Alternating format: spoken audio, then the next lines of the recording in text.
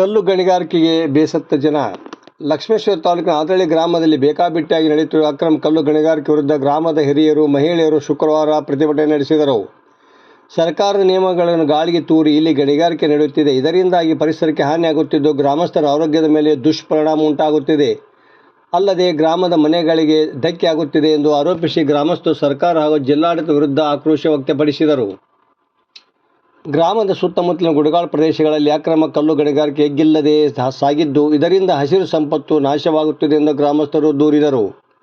ನಿರಂತರ ಸ್ಫೋಟಕ ಬಳಕೆಯಿಂದಾಗಿ ತಾಂಡಾದ ಅನೇಕ ಮನೆಗಳ ಗೋಡೆಗಳು ಬಿರುಕು ಬಿಟ್ಟಿದ್ದು, ನಿವಾಸಿಗಳು ಭಯದಲ್ಲಿ ಜೀವನ ಸಾಗಿಸುವ ಪರಿಸ್ಥಿತಿ ನಿರ್ಮಾಣವಾಗಿದೆ. ಅದರೊಂದಿಗೆ ಗಣಿಗಾರಿಕೆಗೆ ಬಳಸುವ ಟಿಪ್ಪರ್ಗಳ ನಿರಂತರ ಸಂಚಾರದಿಂದಾಗಿ ಗ್ರಾಮದಲ್ಲೂ ಯಾವಾಗಲೂ ಧೂಳು ತುಂಬಿರುತ್ತದೆ. ಇದರಿಂದಾಗಿ ಗ್ರಾಮಸ್ಥರಲ್ಲಿ ಉಸಿರಾಟ ಸಮಸ್ಯೆ, ರೋಗಗಳು ಕಾಣಿಸಿಕೊಳ್ಳುತ್ತಿದ್ದು, ಅಲ್ಲದೆ ಎಲ್ಲ ರಸ್ತೆಗಳು ಹಾಳಾಗಿವೆ. ಕಾರಣ ಗ್ರಾಮದಲ್ಲಿ ಅಕ್ರಮ ನಡೆಯುತ್ತಿರುವ ಕಲ್ಲು ಗಣಿಗಾರಿಕೆ ವಿರುದ್ಧ ಸಂಬಂಧಿಸಿದ ಅಧಿಕಾರಿಗಳು ಸೂಕ್ತ ಕ್ರಮ ಕೈಗೊಳ್ಳಬೇಕು. ಇಲ್ಲದಿದ್ದರೆ ಉಗ್ರ ಹೋರಾಟ ಮಾಡಬೇಕಾಗುತ್ತದೆ ಎಂದು ಗ್ರಾಮಸ್ಥರು ಎಚ್ಚರಿಸಿದರು. ವರದಿ ನಾಗರಾಜ್ ಹಣಿಗೆ, ಪ್ರಜಾಧ್ವನಿ, ಲಕ್ಷ್ಮೇಶ್ವರ.